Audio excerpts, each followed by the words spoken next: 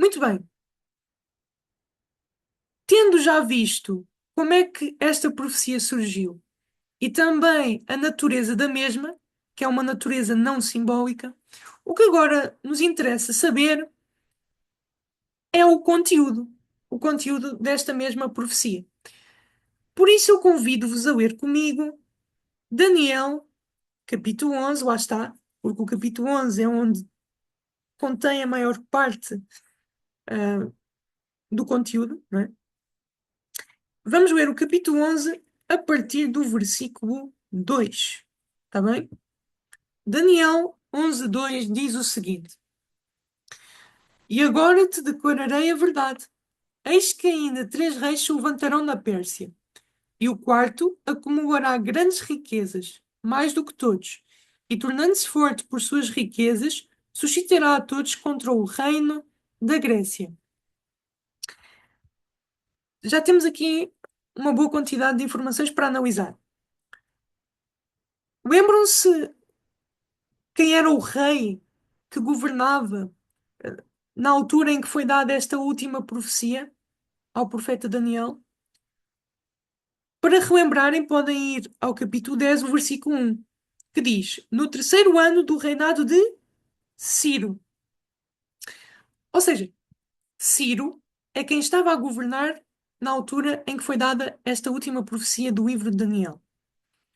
O que o anjo está a dizer é que três reis ainda se levantariam na Pérsia. Ok? A Babilónia já tinha passado. Profeticamente, ela já não é falada desde o capítulo 8. Agora o foco está da Medo-Pérsia para a frente. Ah, quem seriam então esses três reis, historicamente falando? Bem, a seguir a Ciro levantou-se o seu filho, chamado Cambises II. A seguir ao Cambises, levantou-se um impostor. Ele conseguiu usurpar o trono por algum tempo. E ele chamava-se Esmerdis. É um nome estranho, mas ele chamava-se Esmerdis. E a seguir aos Merdis, levantou-se o Dário I. Ok? Aqui está uma informação acerca dos Merdis. E vejam só que interessante, porque esta sequência de reis, a seguir a Ciro, é exatamente o que a história nos dá. Eu tenho aqui uma informação da Wikipédia e outra de outro site de história. E como vocês podem ver, eu até posso por aqui. Ok. Vejam, temos Cambises II, Esmerdis e Dário I. Ok? Vocês podem ver essa mesma sequência aqui. Cambises, Esmerdis e Dário I. Ou seja, quando no versículo 2 o anjo diz que se levantariam três reis, são estes três: o Cambises, o Esmerdis e o Dário. Mas vejam, o anjo não parou por aí, certo? No versículo 2 ele diz que o quarto, nesta linha de sucessão, o quarto rei acumularia grandes riquezas, mais do que todos os anteriores, e tornando-se forte pelas suas riquezas, suscitaria a todos contra o reino da Grécia. Quem é que é o quarto rei? Estão a ver aqui outra vez hum, aqui a sequência de reis? Quem é que é o quarto na sequência? É o Xerxes, mais conhecido por nós, talvez, cristãos, como Assuero, o marido da rainha Esther. Exatamente. O marido da rainha Esther é o foco, ahm, da última parte do versículo 2. É o quarto rei nesta sequência. E vejam, ah, é dito que ele era mais conhecido pelo quê? Pela sua invasão maciça da Grécia. E é também dito que ele era um rei muito rico e poderoso e que ele usou a sua riqueza, lá está, para fazer esta grande campanha contra a Grécia. Já viram? Ou seja, antes mesmo destas coisas acontecerem, o anjo de Deus já tinha transmitido a Daniel o que haveria de acontecer. Porque vejam, Daniel escreveu isto no período de Ciro. Pouco depois, Daniel morreu. Ele não presenciou essa sequência. Mas, inacreditavelmente, o registro bate exatamente com a história. Isto aqui deve nos levar a crer realmente que a Bíblia é muito mais do que um simples livro de histórias. A Bíblia é um livro inspirado por Deus. E vejam, o Xerxes, ou o Assuero, na sua campanha contra a Grécia, ele levou vários povos com ele, ok? Porque na altura o Império Persa dominava sobre muitas províncias, muitos povos, e eles foram convocados todos para a batalha. Tanto que o versículo diz que suscitará a todos contra o reino da Grécia. Tanto que essa campanha do Xerxes é famosa, ah, por se falar dos 300 de Esparta, não é? Provavelmente já ouviram falar acerca deles. Ah, as duas coisas estão ligadas, não é? A campanha dos Xerxes e esta história dos 300 de Esparta. Muito bem, mas o anjo não para por aqui. O anjo vai nos levar ainda mais longe na história.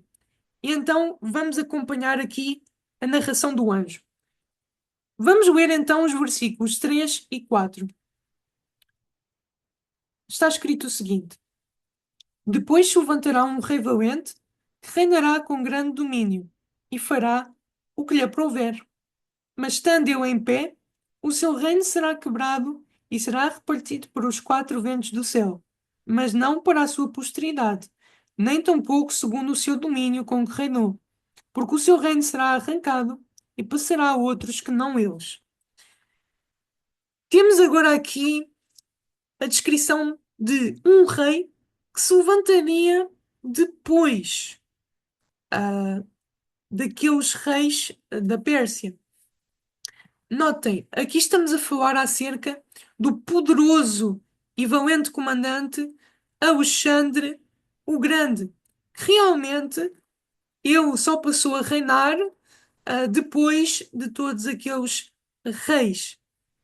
Ahm, o mais interessante de ver é que o Alexandre o Grande realmente, conforme o que o anjo disse no versículo 3, foi um rei valente. Diz que ele nunca perdeu uma batalha e ele conquistou um grande território em pouco tempo, sendo ele bastante jovem ainda. Tanto que Alexandre o Grande diz que foi uma grande inspiração até mesmo para o próprio Júlio César mais tarde. E vejam, o anjo disse realmente que estava a prever o levantamento de Alexandre o Grande, mas diz que, estando ele em pé, ou por outras palavras, estando ele no seu auge, o seu reino seria quebrado e não seria para a sua posteridade. Foi exatamente isso que aconteceu.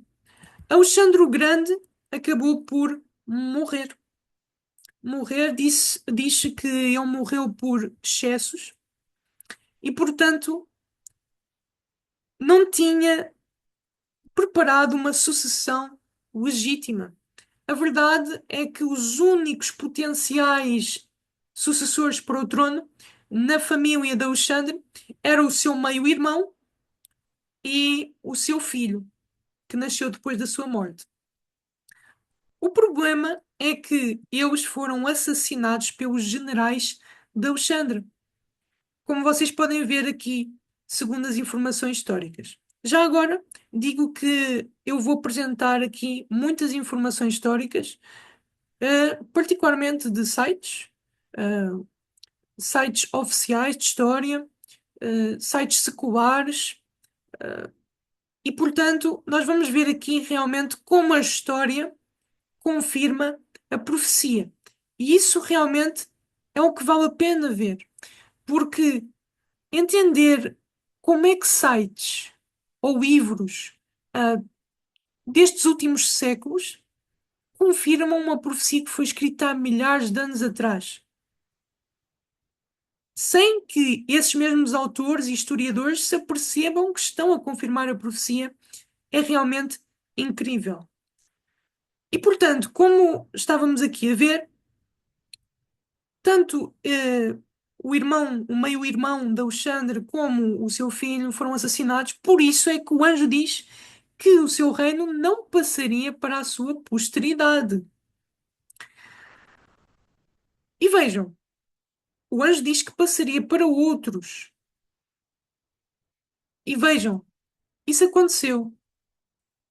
Os generais de Alexandre começaram então em disputas para ver quem é que conseguia tomar posse do reino de Alexandre o Grande. A verdade é que não houve um único general que conseguisse tomar todo o reino. Começaram a haver divisões. E chegou-se a um ponto na história em que o Império de Alexandre foi dividido em quatro pelos seus quatro generais. Como vocês podem ver lá em cima, na informação histórica, foi dividido pelos quatro generais, o Isímaco, Cassandro, Ptolomeu e Seleuco, conhecidos lá está como os sucessores de Alexandre. Porquê? Tiveram de ser os generais porque não passaria para a posteridade, assim como o anjo previu.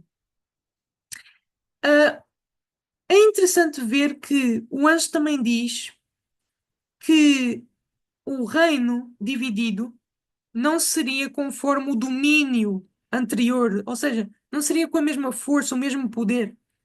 Porquê? Porque realmente o reino estava dividido. Nenhum dos generais que participaram dessa divisão acabou por se tornar mais poderoso do que foi o grande Alexandre o Grande, não é? E vejam, no capítulo 8 já se tinha previsto isso também, no tempo em que a Babilónia ainda reinava. Daniel tinha recebido a profecia do capítulo 8 no tempo da Babilónia. E estava profetizada a mesma coisa. Só que a diferença é que foi profetizado de forma simbólica. Porquê? Porque o bode, segundo até mesmo o que o anjo disse, representava o reino da Grécia. E o bode tinha um grande chifre, representando Alexandre o Grande, que se quebrou e surgiram quatro no lugar. Foram os quatro generais que dividiram o seu império. Então vocês conseguem ver o contraste. Enquanto no capítulo 8, que foi dado sob uma visão simbólica, aparecem esses símbolos todos estranhos para representar ah, esta mesma situação de Alexandre o Grande. Por sua vez, o capítulo 11 fala exatamente do mesmo evento histórico, mas narrando em linguagem clara, literal, não simbólica. Conseguem entender? Isto é mais uma confirmação daquilo que nós já vimos atrás, que esta profecia é uma profecia não simbólica. Nós até agora não precisamos de fazer muito esforço, simplesmente ler a explicação do anjo e compará-la com a história. Esse é que é o verdadeiro desafio, pegar na descrição e conectar com os eventos históricos. Ok, vamos ler agora o versículo 5. O versículo 5 diz o seguinte: E será forte o rei do sul, mas um dos seus príncipes será mais forte do que ele, e reinará poderosamente. O seu domínio será grande. A pergunta é: hum, agora fala de um rei do sul. Não se esqueçam, estamos no contexto da divisão do Império de Alexandre. Portanto, olhando para o mapa, qual será, quem será o rei do sul? Já pensaram? Pois bem, penso que é natural vermos que o rei do sul é o Ptolomeu. Porquê? Porque, se nós olharmos de novo para o mapa e nos perguntarmos qual destes generais está localizado a sul, nós vemos que o Ptolomeu é a opção óbvia. Mas nós já vamos confirmar isso. Ah, o versículo 5 não fala apenas do rei do sul. O versículo 5 fala também de um dos seus príncipes. A pergunta é: como assim um dos príncipes do rei do sul? O que é isso de príncipe? Vejam, nós temos de entender o contexto da própria Bíblia. Quando nós ouvimos a palavra príncipe, nós pensamos normalmente que é o filho do rei, não é? Num sentido um bocado monárquico. Mas quando a Bíblia se refere a príncipe, refere-se apenas no sentido de chefe. Ou seja, um general pode ser chamado um príncipe. Tanto que Jesus, no capítulo 8, recebe o título de príncipe do exército do Senhor. Nós podemos ver essa mesma expressão ainda em Josué, no capítulo 5, penso eu, em que Jesus aparece a Josué como o capitão, o príncipe do exército do Senhor. Ou seja, um príncipe é um chefe, um general, um comandante. Ah, então, o versículo 5 fala de um dos generais do Rei do Sul. A pergunta é: mas quem é que é esse general? Pois bem, é o Seleuco. E nós podemos confirmar isso pela história. Vejam, isto foi tirado da Enciclopédia Britânica e diz o seguinte: Seleuco foi feito um dos generais de Ptolomeu e, juntamente com ele, comandou as tropas ptolomaicas. Vocês conseguem ver como a profecia é incrível? Porque o anjo decidiu chamar o Seleuco de um dos generais de Ptolomeu para nos ajudar a identificá-lo. A verdade é que o Seleuco foi mesmo, numa fase, um dos generais de Ptolomeu. Ou seja, o versículo 5 está a falar destes dois personagens. Não foi muito difícil de identificá-los pela história e pela descrição clara do anjo. Mas vejam, isto são os personagens. Agora nós temos de olhar para a situação, né? A profecia do anjo acerca deles, que está no versículo 5. No versículo 5, o anjo diz que o rei do sul se tornaria forte. A pergunta é: será que o Ptolomeu, depois dessa divisão em quatro, se tornou forte? Ou será que começou a perder domínios e acabou por desaparecer? Ah, primeiro temos de nos localizar na história. Quando ocorreu esta divisão em quatro, foi no ano 301 antes de Cristo. Ok? 301 antes de Cristo. Alexandre o Grande tinha morrido, penso que em 323 antes de Cristo, e agora nós estamos no ano 301 antes de Cristo. Quando diz que o rei do sul se tornaria forte, isso é verdade, por acaso. É interessante vermos que é verdade. Porque se nós avançarmos do ano 301 em diante, nós vamos ver que o Ptolomeu começa a obter vitórias, começa a afirmar o seu poder. Como vocês podem ver ali na informação histórica, que eu posso ler a parte pintada que diz o seguinte: o Ptolomeu trouxe a rebelde Cirene à submissão em 298 a.C. e em aproximadamente 294 ele ganhou controle sobre Chipre e as cidades costeiras fenícias de Tiro e Sidom. Ou seja, o Ptolomeu foi se tornando forte, realmente, como o anjo previu. A pergunta é: e a seguir, o que é que aconteceu? Vejam, o versículo 5 diz que aquele chamado de um dos generais do Rei do Sul se tornaria ainda mais forte do que o Rei do Sul. E diz que o seu domínio seria grande. Ou seja, será que isso aconteceu com o Seleuco? Será que estas palavras, essa descrição do anjo, se adequa bem à carreira, ao percurso que o Seleuco tomou depois dessa divisão em quatro no ano 301? É isso que nós vamos ver agora. Para isso, eu peço que vocês prestem atenção. Vejam, nós tínhamos inicialmente quatro generais. Mas o que é que aconteceu a cada um deles? O rei do sul, o Ptolomeu, foi se tornando forte. Mas vejam, lá em cima, o Cassandro acabou por morrer. E está aqui a explicar o que é que aconteceu. Diz que ele morreu no ano 297, deixando a sua terra natal para o exército de Demétrio, que se declarou rei da Macedónia e da Grécia. Ou seja, acabou o Cassandro. Passaram outros a tomar o seu domínio, o seu reino. Sobraram três: o Isímaco, o Seleuco e o Ptolomeu. Mas o que aconteceu ao Isímaco? O Isímaco, vendo que o Cassandro tinha morrido, decidiu-se aproveitar e conseguir sacar, não é? Tomar, conquistar, algumas partes do seu território, como está aqui expresso na informação histórica. Diz que após a morte do seu antigo aliado Cassandro, ele, o Isímaco, voltou a sua atenção para a Macedónia, que eram os originais domínios do Cassandro.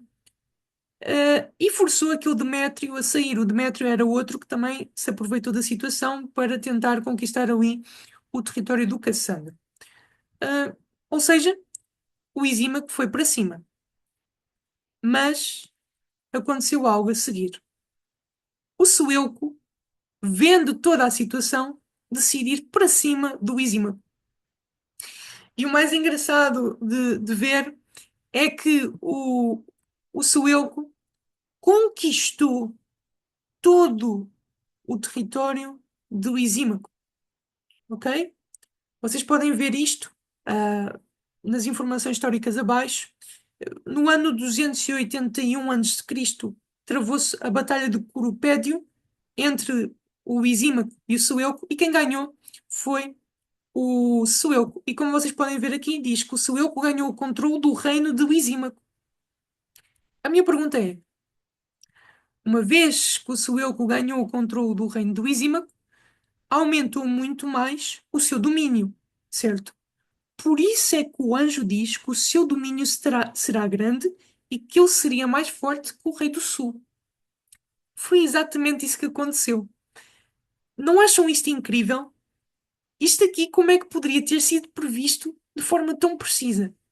A Bíblia não é um mero livro de histórias, mas é um livro inspirado por Deus. Deus, sabendo o fim desde o princípio, já vai anunciando o que vai acontecer para que, quando chegar esses eventos, nós possamos crer que realmente Deus nos revelou. Muito bem. E vejam, dos 4 generais que nós tínhamos, quantos é que sobraram? Dois. Por isso é que no versículo 5 só se fala de dois: o rei do sul e um dos seus príncipes, um dos seus generais, que nós identificamos como sendo o Seleuco. Muito bem. Agora vamos ler o versículo 6, porque o anjo ainda não terminou. O anjo diz: Mas ao fim de alguns anos, eles saberão, a filha do rei do sul virá ao rei do norte para fazer um tratado. Vamos parar por aqui. Será que isso aconteceu? Vamos ver. Ao fim de alguns anos. Ao fim de alguns anos, o mapa estava assim. Temos a verde a extensão do Império dos Seleucidas. Lá está. Eles tomaram o nome do seu originador, o Seleuco. Por isso é que eles se chamam os Seleucidas. E a roxo está a extensão do Império Ptolomaico. Tinha como líder, como fundador, o Ptolomeu. Por isso é que eles se chamam os Ptolomaicos. Mas nesta altura, uns anos depois, estamos aqui por volta do ano 252 a.C., quem governava respectivamente esses dois reinos era, acima os Seleucidas, tínhamos como líder o Antíoco II Teos, e os Ptolomaicos tinham como líder o Ptolomeu II Filadelfo. Ou seja, os líderes agora eram diferentes. E agora vejam que interessante. O versículo 6 diz que a filha do rei do sul viria ao rei do norte para fazer um tratado. E vejam, o Ptolomeu II Filadélfo, que é o rei do sul, lá está, porque ele governava a sul, ele tinha uma filha, realmente. A filha chamava-se Berenice.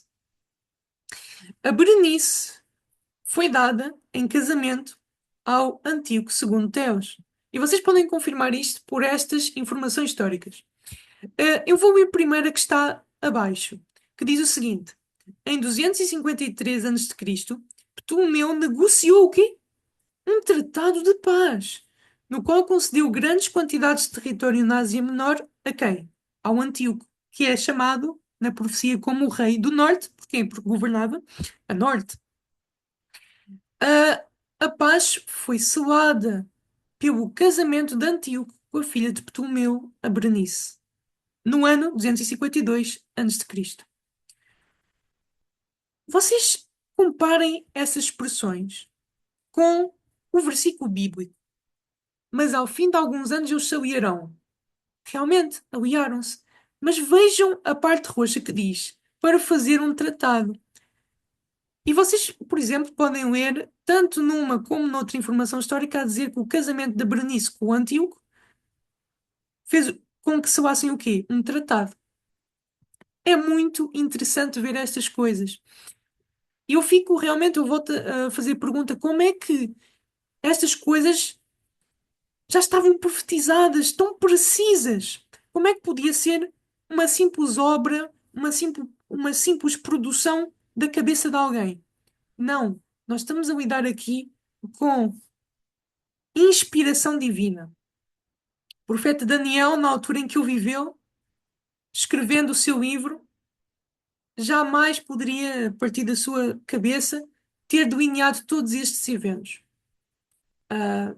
Mas o livro de Daniel é comprovado que foi escrito realmente naquela altura, do sexto século antes de Cristo. Portanto, como é que nós explicamos isto? A única explicação é que existe um Deus nos céus que ele sabe o futuro, sabe o que vai acontecer e ele controla as nações. Essa é que é a verdade. E vejam, o versículo 6 não para por aí. E a história também não. Eu gostava primeiro de contar a história. O que aconteceu a seguir? Vejam, o Antíoco, quando casou com a Berenice, ele não era solteiro. Ele tinha uma mulher chamada Laodice. Só que para casar com a Berenice ele teve de divorciar-se da Laodice. Ou seja, a Laodice agora era a ex-mulher dele. Só que a ex-mulher decide chamar o Antíoco de volta para ela. Sabem o que é que o Antíoco fez? Voltou. Deixou a Berenice, abandonou-a e voltou para a Laodice. Isso é o que a história nos mostra. Só que aconteceu algo não muito bom, que foi o seguinte: a Laodice, para garantir que o Antíoco não regredia, não se arrependia do que tinha feito, decidiu matá-lo. Ou seja, a Berenice perdeu o seu poder, porque já não era mais a rainha, e o Antíoco também perdeu o seu poder, porque deixou de ser rei, morreu. Sabem o que é que diz a continuação do versículo 6? Diz o seguinte: ela, a filha do rei do sul, não reterá a força do seu braço, ou seja, o seu poder. Nem ele persistirá, nem o seu braço, ou seja, do rei do norte. O que é que nós vimos? Tanto a Berenice, a filha do rei do sul, não é? Como o Antíoco, o rei do norte, não prevaleceram, não mantiveram o seu poder. Mas sabem, a Laodice não se contentou em matar o Antíoco. Ela fez o seguinte: decidiu matar a Berenice, o filho dela e as atendentes femininas, aquelas que acompanham as rainhas, para lhes dar assistência. Todos esses elementos foram mortos pela Laodice. E é interessante vermos que o versículo 6 ainda continua. Diz que ela será abandonada, foi isso que aconteceu. Foi isso que aconteceu. Nós podemos ver isto de duas maneiras. Podemos ver isto, que ela será entregue, abandonada, uh, como aconteceu quando o Antíoco a deixou, e juntamente com o grupo todo, que foram todos abandonados, porque o Antíoco voltou para a ex-mulher, ou podemos ver isto na perspectiva de foi entregue à morte. Ok? Tanto uma como a outra são verdadeiras. Ok? Uh, e fala lá dos elementos. Fala dela, a filha do rei do sul, a Berenice. Fala dos que a tiverem trazido, lá está, as atendentes femininas que a acompanharam. E aquilo que a gerou. Ora, quando nós lemos assim, segundo essa tradução, é o pai, não é? De certa forma, nós podemos ver que é assim, não é? Porque o pai, ele realmente morreu naquela época, ah, e também foi abandonado a partir do momento em que o Antíoco acabou por quebrar o tratado, não é? E voltou para a ex-mulher. Mas a verdade é que existe uma outra variante textual que diz aquele que ela gerou. Ou seja, em vez de ser o pai, seria o filho da Berenice. E como eu disse, o filho foi morto. Portanto, tanto uma como a outra funcionam. Batem certo. E depois diz que o que a fortalecia naqueles tempos. O Antíoco, como já disse, era o quem dava o poder à Berenice naqueles tempos. E ele também não prevaleceu. Ok? Ahm, como nós vimos aqui, isto é uma profecia muito precisa até. Mas sabem, o que me impressiona mais não é só a descrição do versículo 6 e tudo o que nós já vimos anteriormente, mas a continuação. Porque o versículo 7 confirma-nos de forma categórica, de uma forma surpreendente, que nós estávamos corretos na nossa análise do versículo 6. Ahm, vocês podem ver aqui o texto, tanto o versículo 7 como depois o versículo 8. Eu vou ler. Diz o seguinte: Mas de um renovo das raízes dela, de quem? Da filha do rei do sul, um se levantará em seu lugar e virá com um exército e entrará na fortaleza do rei do norte e operará contra eles e prevalecerá. Também os seus deuses, com as suas imagens de fundição, com os seus objetos preciosos de prata e ouro, levará cativos para o Egito, e por alguns anos ele persistirá contra o rei do norte. Isto é a profecia dos versículos 7 e 8. O que é que aconteceu historicamente? Vejam, quando se ficou a saber da morte da Berenice, lá no Egito, que era onde estava a família da Berenice, houve uma grande revolta. O irmão dela, Ptolomeu III Eversta, ele decide se vingar da morte da sua irmã. O que é que diz o versículo 7? Que de um renovo das raízes dela, ou seja, nós até utilizamos esta imagem, não é? A árvore genealógica. Aqui, um renovo das raízes dela, estamos a falar de um parente, que no caso é o irmão, se levantaria em seu lugar e viria com um exército e entraria na fortaleza do rei do norte. Vejam, o rei do norte, que estamos a falar aqui, no caso do líder dos Suécidas, ah, os Suécidas, os líderes deles governavam a partir da Síria, não é? Mais especificamente da cidade de Antioquia. E se vocês forem ver bem a continuação da história, vocês vão ver que o Ptolomeu III, ele vai, organiza um exército e vai em direção a Antioquia, a fortaleza do Rei do Norte. E é dito o quê? Que ele conseguiu tomar posse da fortaleza do Rei do Norte, ok? Venceu. Por isso é que no versículo 7 diz que operará contra eles e prevalecerá. Mas eu acho que a parte mais interessante é o versículo 8, quando diz que, lá está, estamos a falar, no caso do Ptolomeu III, historicamente, né? Que ele tomaria os deuses com as suas imagens de fundição, com os seus objetos preciosos de prata e ouro, e o levará cativos para o Egito. Será que isso aconteceu? Aconteceu. O mais incrível é que aconteceu mesmo. Se vocês forem ver, diz que o Ptolomeu ele devastou muito o território suécida e levou muito saque. E entre a riqueza que Ptolomeu trouxe de volta para o Egito estavam, vejam bem, ícones religiosos que haviam sido removidos do Egito cerca de 300 anos antes pelo rei persa Cambises. Pelo retorno dessas relíquias, Ptolomeu III recebeu o nome de Evergetes, o fazedor de boas ações, dos súditos gratos. Ou seja, Ptolomeu levou os deuses de volta ao Egito. Levou riqueza, não é? Aqueles deuses lá em ouro, prata, ok? Exatamente como a profecia tinha dito. Isto é incrível. Digo-vos, é extremamente incrível e interessante ver estas coisas. Pois bem, vamos continuar então a ver o resto da história.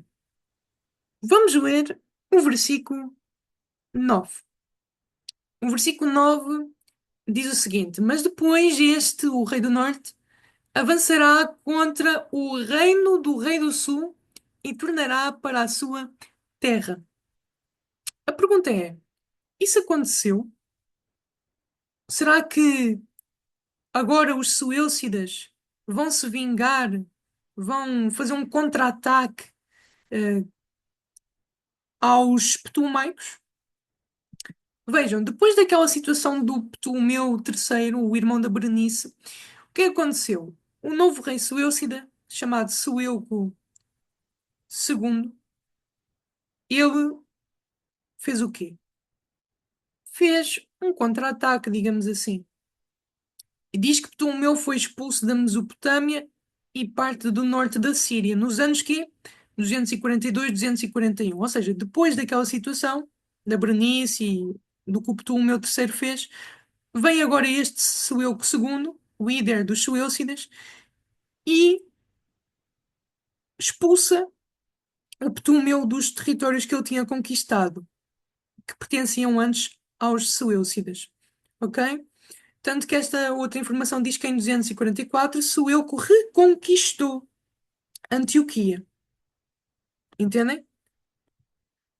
A guerra arrastou-se até que em 241 um acordo foi alcançado que legitimou a adoção por Seleuco do epiteto Calínicos, que é gloriosamente vitorioso. É como o versículo bíblico diz: o rei do norte avançaria contra o reino do rei do sul e depois tornaria para a sua terra, ok? Exatamente o que aconteceu. Muito bem, mas o que é que vem a seguir? Os versículos ah, seguintes vão-nos mostrar como nós estamos a lidar aqui com uma sequência histórica fantástica. Vejam agora o versículo 10 que diz o seguinte: Mas os seus filhos intervirão e reunirão uma multidão de grandes forças, e virá apressadamente e inundará, e passará adiante, e voltando, levará a guerra até à sua fortaleza. Então o rei do sul se exasperará e sairá, e pelejará contra ele, contra o rei do norte.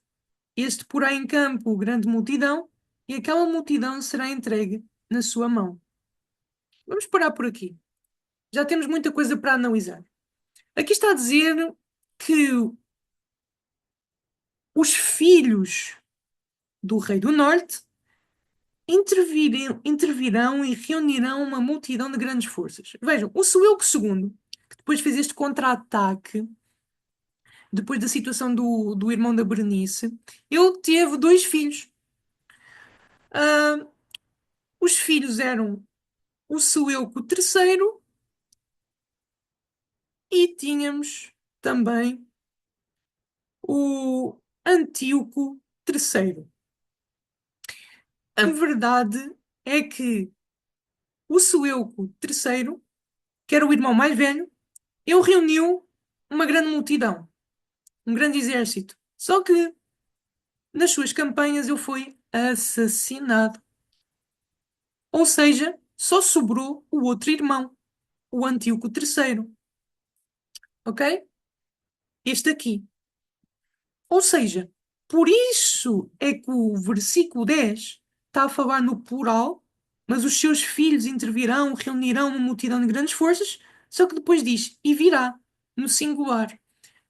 Porquê? Porque só um filho é que foi depois à guerra, que permaneceu, não é? Porque o outro foi morto. Está aqui o versículo. Eu pintei para ser mais fácil, lá está, comparar com as informações históricas. Eu gostava de vos mostrar aqui algumas dessas informações. Vejam, por exemplo, esta aqui. O que aconteceu, historicamente falando? Diz que o território Sírio-Palestino do Egito, ou seja, o reino do Rei do Sul, foi seriamente ameaçado por Antíoco III. Estamos aqui. O governante seleucida sírio. Em 219, vejam, estamos em 219 antes de Cristo, quando o governante Seleucida capturou algumas das cidades costeiras. Ou seja, foi exatamente isso que o, o versículo 10 nos estava a dizer. Vocês podem ver, o versículo 10 falava dos filhos, né? Que reuniriam uma multidão de forças, mas depois, agora fala no singular e virá apressadamente, inundará e passará adiante. Isto é uma linguagem de vitória. Inundar, passar adiante. E foi isso que o Antíoco III, o filho que sobrou, fez. Ele realmente adentrou o território do Rei do Sul. Tanto que diz que voltando levará a guerra até à sua fortaleza. Esta parte que eu acabei de ler, voltando, teve um significado histórico muito interessante. Vocês podem ver que essa parte está pintada a cinzento. Porquê? Porque quando o Seleuco estava a capturar vários territórios ali pertencentes aos Ptolomaicos, os Ptolomaicos decidiram negociar, digamos assim, com os Seleucidas, tentando ganhar tempo para preparar um exército, porque na altura os Ptolomeus não estavam preparados para um embate contra os Seleucidas. Então, eles tentaram fazer ali, manipular de forma a terem tempo para se organizarem. O Antíoco, quando percebeu isso, decidiu voltar a fazer guerra aos Ptolomaicos. Por isso é que diz no texto bíblico que, voltando à guerra, a levará até à fortaleza do Rei do Sul. Porquê? Porque é que diz que levará até à fortaleza do Rei do Sul? Vejam aqui a parte a vermelho escuro. Em 218 a.C., as negociações fracassaram e Antíoco renovou o seu avanço, invadindo as defesas avançadas de Ptolomeu. Lá está, as fortalezas. Ele foi-se dirigindo ao coração do reino dos Ptolomaicos. Ele foi em direção ao sul. Mas o que é que o versículo 11 nos diz? Então, vejam, este está aqui como referência ao Rei do Sul, se exasperará, ou seja, ficará assustado. E diz que sairá e pelejará contra ele, contra o Rei do Norte. Este porá em campo, está a falar do Rei do Norte, o Rei do Norte, porá em campo uma grande multidão, mas a sua multidão será entregue nas mãos daquele, do Rei do Sul. A multidão será tirada. A pergunta é: será que isto aconteceu? Será que agora vemos os ptolomaicos a fazer frente a frente com os Seleucidas? Vemos os Seleucidas a pôr em campo um grande exército, só que no final das contas eles perdem para os ptolomaicos? Isso é o que nós esperamos ver historicamente. E foi exatamente isso que aconteceu. Vejam, na primavera de 217, no entanto, o novo exército de Ptolomeu encontrou as forças seleucidas, lá está, um embate direto, e foi onde? Perto de Ráfia, no sul da Palestina. Por isso é que ficou conhecida como a Batalha de Ráfia, no ano 217 a.C. E vejam, com a ajuda da falange egípcia, Ptolomeu foi vitorioso. O exército seleucida retirou-se da Celsíria. A multidão será tirada. Vejam outra informação histórica para comparar. Ah, aqui está a dizer exatamente a mesma coisa. Vocês podem comparar o que está pintado com o texto bíblico. Ahm, aqui está a dizer, eu vou ler a parte em vermelho, que diz: em 217, ele enfrentou um exército com 75.000 homens de Ptolomeu IV Filopata. O Ptolomeu IV era o líder dos Ptolomaicos nesta altura. E eles embateram-se em Ráfia, a cidade mais ao sul da Síria. As suas tropas somavam 68 mil. Vejam, o, o rei do norte diz que poria em campo uma grande multidão. 68 mil é muita gente. E foi esse o número de soldados que o Antíoco levou contra os Ptolomaicos, em Ráfia, no ano 17 a.C. E se nós vemos a parte em verde, nós vemos que a multidão, o exército do Antíoco foi derrotado pelos ptolomaicos e Antíoco desistiu de todas as suas conquistas. Exatamente o que a Bíblia predisse que haveria de acontecer. Tanto que mais uma informação histórica para vocês compararem. Ahm, Vocês podem ver, comparar aqui o que está pintado, lá está, no texto bíblico e na informação histórica, para ser mais fácil de associar. Eh, Aqui, logo no início da informação histórica, está a explicar essa situação de como eles tentaram ganhar tempo para impedir que os seleucidas viessem, só que depois o Antíoco, tomando noção de que eles estavam a tentar ganhar tempo, voltou à guerra e quando eles se embateram na Batalha de Ráfia, o Antíoco perdeu. Este é o resumo, desses versículos que nós acabamos de analisar. E vejam, o que me impressiona, volto a dizer, é a precisão da descrição. Até mesmo a parte cinzenta no texto bíblico, quando diz e voltando. Essa- Essas duas palavras, e voltando, têm muito significado histórico, porque realmente houve ali um período de pausa em que o Antíoco não fez guerra. E eu pergunto-me como é que isto podia ter sido previsto a tanto detalhe, tão cronologicamente bem ordenado. Volto a dizer, isto não é produção humana, não pode, é impossível. Então qual é que é a explicação? É algo sobrenatural. No caso, o Deus de Daniel, através do anjo Gabriel, revelou estas coisas antes mesmo que acontecessem. Muito bem. Avançando um bocadinho mais na história. Ah, porque vejam, o versículo 12 está a dizer, não é, que a multidão será tirada, nós já analisámos isso, e diz que o seu coração se elevará. O coração de quem? Do que venceu, não é? Do rei do sul. Que, como eu já disse, é este aqui, este senhor, o Ptolomeu quarto. A pergunta é, mas como assim o seu coração se elevará? Essa é uma expressão, porque assim, não é o coração que está a sair, não é isso. A pergunta é, como assim o coração se elevará? Isso é uma expressão bíblica muito comum, que normalmente, quando é usada, refere-se normalmente a pessoas que vão contra Deus, que se elevam contra Deus, orgulhosas. A pergunta é, mas será que o Ptolomeu quarto fez isso?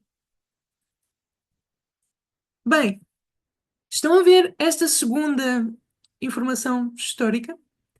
Ela diz o quê? Que depois da Batalha de Ráfia, Ptolomeu visitou Jerusalém e declarou que entraria no templo. Vejam, o Ptolomeu não fez isso na ignorância. O Ptolomeu bem sabia que os judeus não permitiam que ninguém entrasse no templo, mas ele decidiu entrar na mesma, ou declarou que ele faria isso. Ah, e o templo era dedicado a Deus, ao Deus de Daniel e nosso, o verdadeiro Deus. Ah, Portanto, o que é que isso é senão um ato de arrogância contra o próprio Deus? Por isso é que diz que o seu coração se elevará. É muito parecido com a história, penso que do rei Uzias, que ele também quis ministrar no templo de Deus, só que não era para ele ter feito aquilo. Tanto que depois ele ficou com lepra o resto da sua vida até à sua morte. E vejam, isso já é impressionante, mas se nós continuarmos a ver, a parte rosa diz que, mas ainda derrubará muitos milhares. E vejam, segundo as informações históricas, nós vemos o que é que aconteceu. Eu vou ler aqui a primeira informação, que diz o seguinte: a primeira e maior revolta dos egípcios ocorreu em Tebas no ano 216 a.C., ou seja, um ano depois da Batalha de Ráfia. Foi uma grande revolta que se levantou lá no Egito. Mas a força de Ptolomeu IV, mas Ptolomeu IV usou força excessiva para reprimir esta revolta. O que é que isto mostra? Que o Ptolomeu extermina todos os opositores. Derrubará muitos milhares. Até se conta, e vocês podem ver isto na segunda informação histórica, que quando o Ptolomeu retornou a Alexandria, que é ali a capital do reino, dos Ptolomeicos, ali no Egito, ele pensou em vingança, porque os judeus não o deixaram entrar no templo. E ele fez com que todos os judeus de Alexandria e do Egito fossem amarrados e arrastados para a arena, a fim de serem pisoteados pelos seus elefantes. O Ptolomeu não estava fofinho nessa altura. E realmente é notório ver como eh, o seu coração se elevou com aquela entrada, suposta entrada arrogante no templo judeu, e depois com todas as revoltas e também atos que ele faria para matar pessoas. Primeiro com a revolta no Egito e também para se vingar dos judeus. E vejam, é dito que, no final do versículo, que ele não prevalecerá. E é interessante ver o que a história nos diz. A história diz-nos que, depois do ano 217, começou um tempo de fraqueza e declínio. Para quem? Para o Ptolomeu e para o seu reino. À medida que o seu reinado progredia, ele caiu cada vez mais sobre a influência dos seus favoritos e, por volta de novembro de 205, ele morreu. Ele não prevaleceu no final das contas. Isto é muito interessante de se ver. Ok? Muito bem. Avançando. Porque o anjo não para por aqui. E eu acredito que vocês que estão a acompanhar estão a ver como isto, desde o versículo 2 até agora, tem sido uma linha histórica, uma sequência cronológica de eventos fantástica. Não só por ser uma sequência na ordem exata dos acontecimentos, mas porque os acontecimentos estão expressos, registados de forma precisa. Ou seja, são dois fatores. Uma sequência em ordem perfeita e eventos descritos ao detalhe, bastante precisos. Muito bem. Agora vamos analisar o versículo 13. Diz o seguinte: porque o rei do norte tornará e porá em campo uma multidão maior do que a primeira. E ao fim dos tempos, isto é, de anos, virá à pressa com um grande exército e com muitas riquezas. Vejam, historicamente estamos a lidar aqui com o Antíoco III. Lembram-se do Antíoco III? Que, segundo os versículos 10, 11 e 12, prevêem a sua derrota na Batalha de Ráfia, no ano 217 a.C. Pois bem, agora ele volta e diz que porá em campo uma multidão maior do que a primeira. E diz que isso é ao fim de alguns anos, né? Depois da Batalha de Ráfia. Isso aconteceu. Vejam, esta primeira informação histórica diz-nos que Antíoco reuniu o seu exército em Damasco e no verão de 200 a.C., vejam, desde a Batalha de Ráfia até ao ano 200 a.C., passaram-se alguns anos. Sim. Ou seja, até aí o versículo 3 é preciso. Passado alguns anos. Ele reuniu esse exército e ele confrontou o exército ptolomaico no riacho de Panium. Tanto que deu origem à batalha de... essa batalha passou a ser chamada de a Batalha de Panium. E diz que Antíoco provavelmente tinha cerca de 70 mil soldados. Vejam, isto é a informação histórica que está a dizer, não sou eu. Vejam a sequência.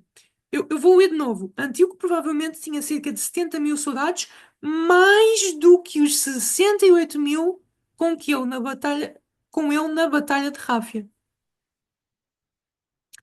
Agora, comparem o que está escrito aí a vermelho com o que está escrito a vermelho no versículo bíblico. E porá em campo uma multidão maior do que a primeira. E digam-me se isto não é espantoso. A informação histórica está a utilizar o mesmo conceito, as mesmas palavras do texto bíblico. É fantástico. Digo-vos, fantástico. E diz que, ok, o rei do norte viria uma multidão maior e viria com muitas riquezas. Muitas riquezas. E agora basta ler só o final desta informação histórica, que diz: tendo reconquistado as satrapias superiores nos anos anteriores, a esta batalha que se daria no ano 200 a.C., em Pânium, antes disso, o Antíoco III tinha conquistado as satrapias. e eu poderia recorrer a uma base de recursos maior do que antes. Ou seja, veio com mais riquezas. Digam-me, isto não é fantástico? Isto é fantástico. É incrível ver como é tão preciso o texto bíblico. Tão preciso. O versículo 14 diz-nos que naqueles tempos, ou seja, por volta dessa altura, generalizando, não é? Naqueles tempos, muitos se levantarão contra o rei do sul. Foi exatamente isso que aconteceu. Se vocês virem agora esta informação à direita, diz que após a morte de Ptolomeu IV, os autoproclamados faraós, e depois diz o nome deles, não é? Lideraram uma revolta contra o domínio grego. A Núbia apoiou os rebeldes para enfraquecer os Ptolomeus. E Antíoco III e Filipe V da Macedónia aliaram-se para dividir o Império Ptolomaico em meio à turbulência. Vocês estão a ver que, olhem bem para as partes pintadas a azul. Naqueles tempos, não é? Esses faraós, esses rebeldes que se levantaram no Egito, vejam os períodos em que eles reinaram.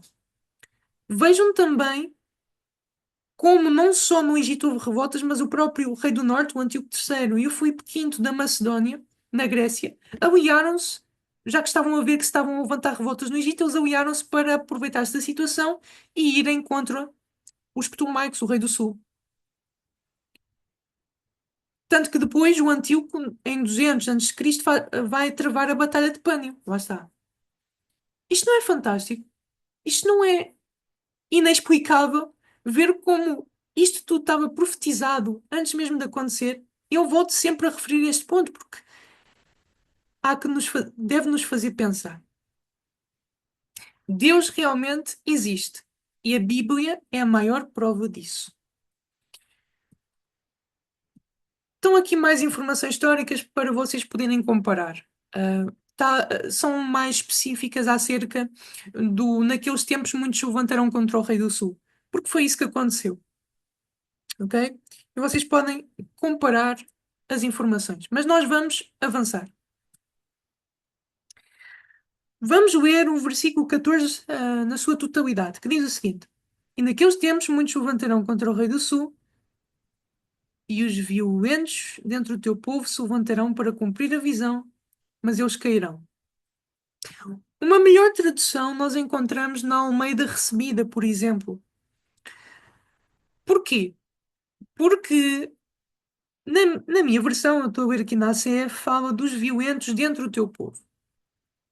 Mas a Almeida Recebida capta melhor o sentido original do termo, da expressão.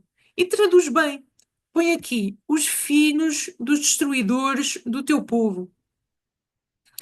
A pergunta é: mas quem são os filhos dos destruidores do teu povo? E por que essa palavra filhos? Vejam, quando nós falamos em filhos, nós falamos hum, desse- no seguinte. Porquê que se utiliza essa palavra filhos? Pensem. Às vezes na Bíblia as pessoas são referidas como filho do homem. Mas como assim filho do homem? Para mostrar que são humanas, não é? Jesus é chamado filho de Deus, para mostrar a sua identidade divina. Por isso, quando diz filhos dos destruidores do teu povo, é porque estes que se levantam têm esse caráter.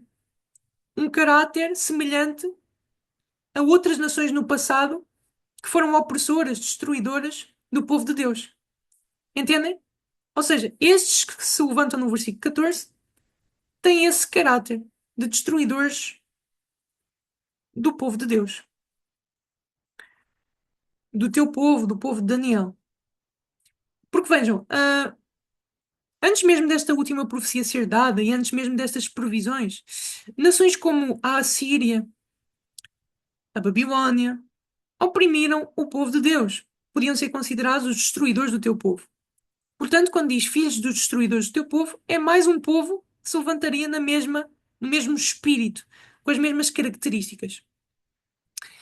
A pergunta é, ok, mas naqueles tempos, ou seja, por volta do ano 200 a.C., será que se levantou surgiu agora no cenário ah, ali do Mediterrâneo Oriental algum poder que pudéssemos depois considerar opressores do povo de Deus? Vamos deixar a história falar por ela mesma. Aqui está a mostrar como, após a morte do Ptolomeu IV, o Antíoco uniu-se com o Filipe V da Macedónia, nós já falámos sobre isto, não é? Para dividirem os territórios dos Ptolomeicos. Ah, e o Filipe V da Macedónia foi mais longe. Foi atacando ali regiões na Grécia, onde eu estava.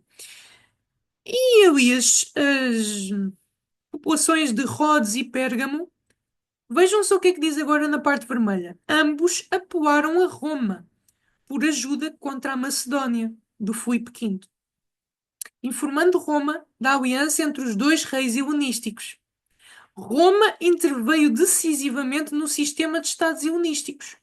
Filipe foi derrotado pelos romanos na Segunda Guerra da Macedónia, que foi quando? 200 a.C., 196, e Antíoco recusou-se a ajudá-lo. Em vez disso, aproveitando o envolvimento dos romanos com Filipe, Antíoco marchou contra o Egito. Lá está. Embora os romanos tivessem enviado embaixadores para Ptolomeu V, eles não puderam lhe dar uma assistência séria. Eu não sei se vocês repararam, mas ao mesmo tempo em que estavam a haver pessoas, governantes que se estavam a levantar contra os Ptolomeicos, contra o líder deles, o rei do sul, no cenário aparece agora um povo, os romanos. Tanto que mais outras informações históricas confirmam isso. Diz que a intervenção diplomática romana finalmente interrompeu a guerra. E diz que, quanto aos Seleucidas, que este império, o Império dos Seleucidas, terminou perto do fim do seu governo com a guerra contra Roma. Ou seja, quem surgiu agora no cenário ali do Rei do Norte e Rei do Sul agora é um poder chamado os Filhos dos Destruidores do teu povo, que se levantariam. E é interessante ver esta informação que diz, lá está, que fala do expansionismo agressivo do Filipe V da Macedónia e depois diz: após uma guerra vitoriosa, entre os anos 200 e 197, Roma afirmou-se como o quê? Nova potência e árbitro do âmbito político grego. A sua penetração nesse âmbito estava apenas a começar. Entendem? Ou seja, Roma surgiu nesta altura. Até nisso, a profecia é incrível, porque mostra o momento em que Roma se começaria a envolver o Oriente, o Mediterrâneo Oriental.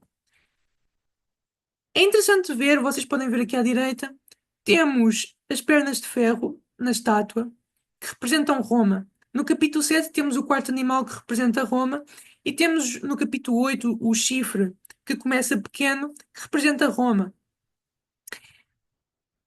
E vocês vão de ver que, por exemplo, na estátua fala que o ferro esmiuça, quebra. O quarto animal diz que também destrói e devora toda a terra. O chifre pequeno também é identificado como sendo o destruidor do povo de Deus. Basta ler Daniel 8, os versos 23 e 24. Vamos ler juntos? Vamos a Daniel 8, ler os versos 23 e 24. Dizem o seguinte: mas no fim do seu reinado, e quando diz do seu reinado, está-se a referir aos reinos helenísticos. Ou seja, quando os reinos helenísticos, aqueles que vieram depois de Alexandre, estivessem a chegar ao seu fim,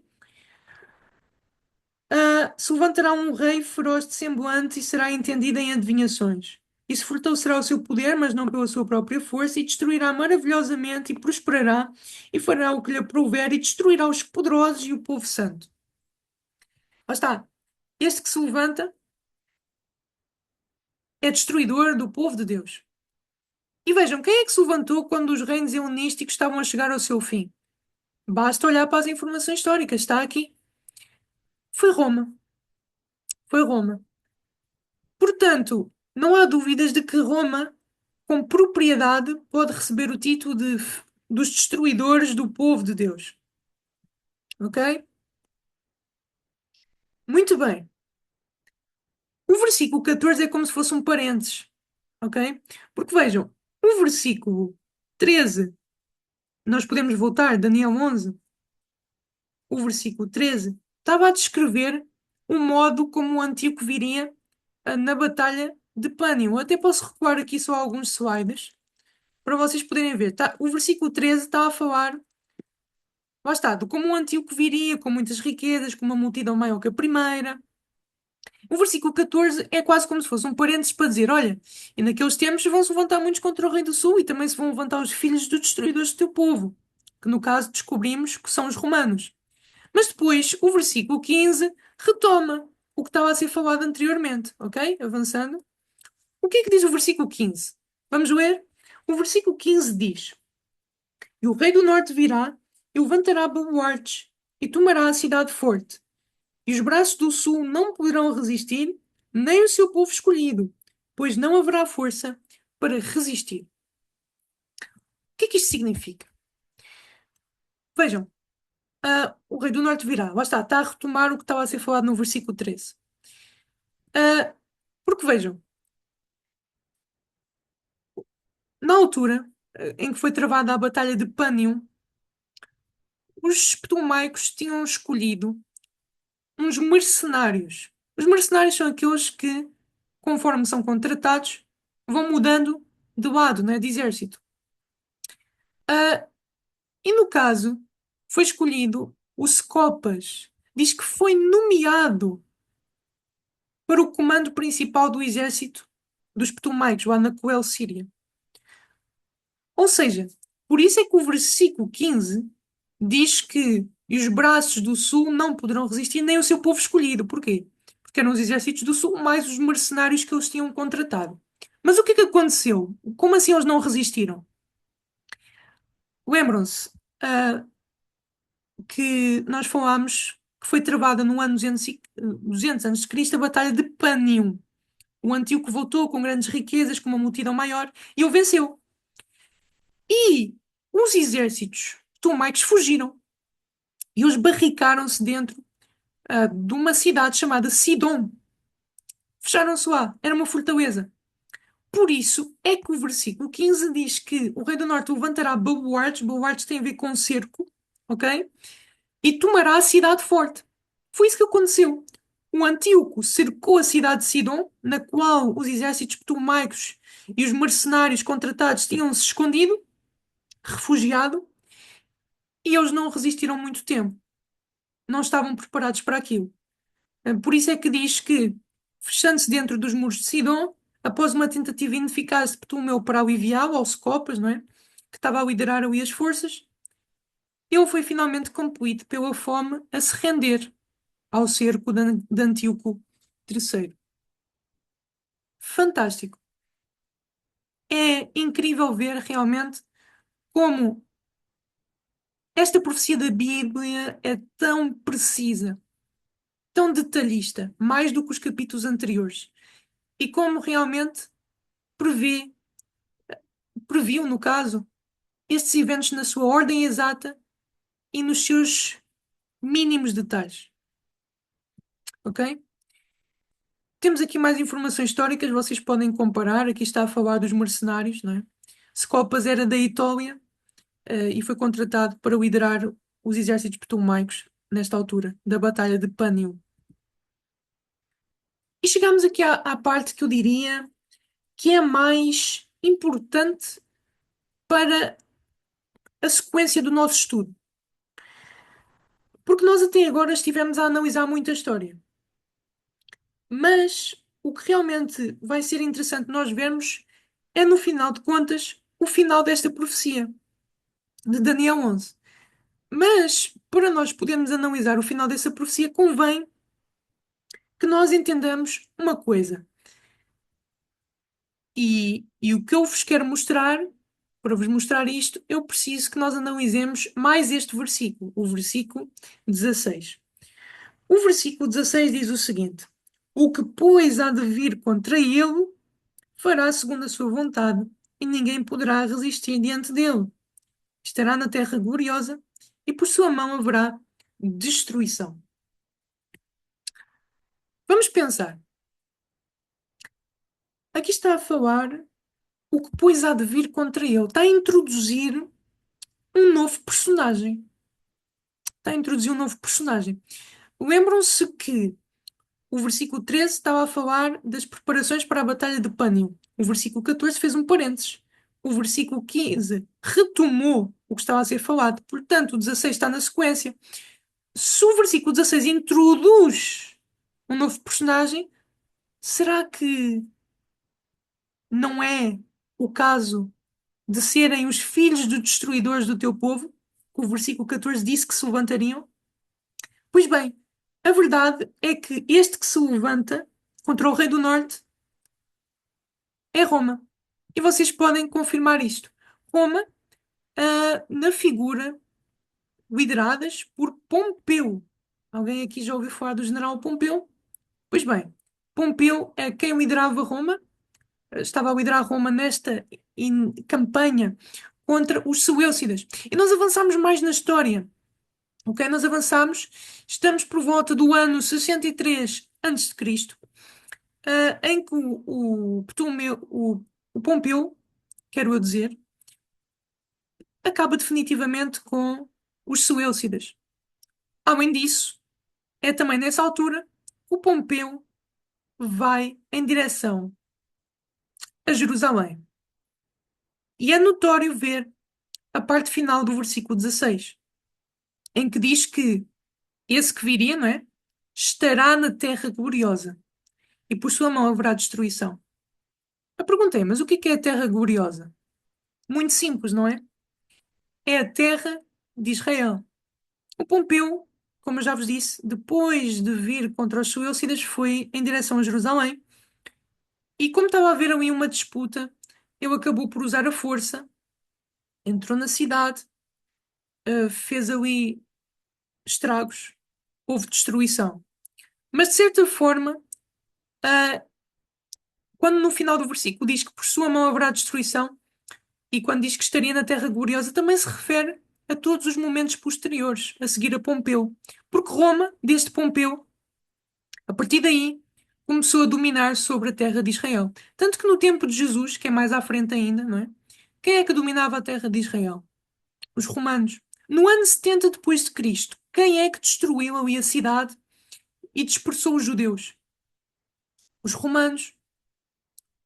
Ou seja, realmente, a maior prova de que o versículo 16 está a falar dos romanos é a parte amarela no final do versículo. E isso é interessante nós vermos, porque o versículo 14 já estava a prever que eles se levantariam. Foi isso que aconteceu. Porque vejam, estamos aqui a falar de Pompeu, mas antes mesmo de Pompeu, no ano 190, 196, por volta daquela altura, depois da Batalha de Pânio, os romanos embateram-se contra o próprio Antíoco III, ok? Mas Pompeu é quem cumpre, digamos que, principalmente este versículo. De qualquer forma, é inegável que estamos a lidar aqui com Roma, ok?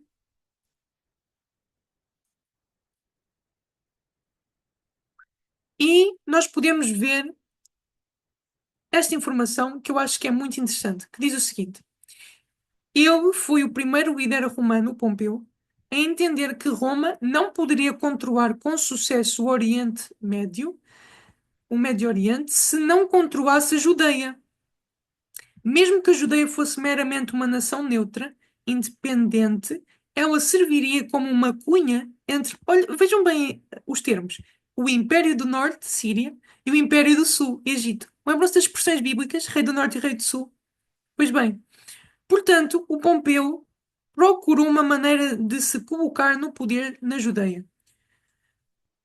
Isto é muito interessante de ver, muito interessante, porque realmente ah, Roma foi quem oprimiu, realmente quem foi lá para destruir a região de Israel. Porque tanto o rei do norte como o rei do sul, eles usavam ali os judeus, a terra de Israel, como uma cunha, entre aspas, como uma muleta, uma ajuda em certas situações. Tanto que uma vez os judeus eles receberam um Antíoco III. O Antíoco III tinha expulso o Ptolomeu, que estava a dominar ali a região de Israel, e os judeus receberam com muita festa, digamos assim, o Antíoco III. O Antíoco III até os ajudou a reconstruir coisas na cidade e, e, e até isentou os judeus de pagarem impostos. Logo, é impossível que o personagem do versículo 16 fosse o Rei do Norte, por exemplo. Estamos a falar de um novo poder. Um poder à parte, tanto do Rei do Norte como do Rei do Sul. Uma terceira entidade. Ok? Temos aqui mais informações. Aqui mostra mais especificamente como o Pompeu fez destruições ali na região de Jerusalém. Ok? Então, vamos avançar no nosso estudo. Mas antes disso, vocês podem confirmar por vocês mesmos como o Antíoco não podia ser o personagem do versículo 16. Porquê? Porque no versículo 16 diz que o que viria faria conforme a sua vontade. Mas vejam, depois da Batalha de Pânio, o Antíoco ficou restringido pela nova força emergente, os romanos. Mais uma prova de que é impossível que o versículo 16 fale do Rei do Norte ou do Rei do Sul. Ambos eram muito inferiores comparados com a força emergente Roma. Como eu vos estava a dizer anteriormente, o Antíoco foi bem recebido pelos judeus, ajudou-os a reconstruir coisas, portanto, não se adequa no final do versículo 16 em que diz que haveria destruição por parte dele. Estamos a falar dos romanos. Muito bem, vamos então avançar. Como nós pudemos ver, Roma, comandada por Pompeu, é introduzida no versículo 16 e vem contra o Rei do Norte. Logo, estamos a lidar com uma terceira entidade separada do Rei do Norte e do Rei do Sul. Roma não pode ser Rei do Norte. E nós vamos ver isso já já. Mas antes disso, eu gostava de vos mostrar um comentário da Bíblia Andrews, porque eu acho que é pertinente. Diz o seguinte: em Daniel 11 fala-se dos governantes sem citar nomes. Por isso, devemos identificá-los pelas descrições. Lá está. Não está lá a dizer, por exemplo, o Ptolomeu II de Filadélfia vai dar a Berenice ao Antíoco II de Teos. Não. Fala de Rei do Norte, Rei do Sul, sem especificar quem são os personagens. Nós temos de pegar na descrição e olhar para a história. E foi isso que nós fizemos com o versículo 16. O versículo 16 podia parecer confuso inicialmente, o que depois há de vir contra ele, mas quem é que é o que virá e quem é que é o ele? Nós conseguimos facilmente identificar comparando a descrição com a história. Nós vimos que é Roma, que vem contra o Rei do Norte.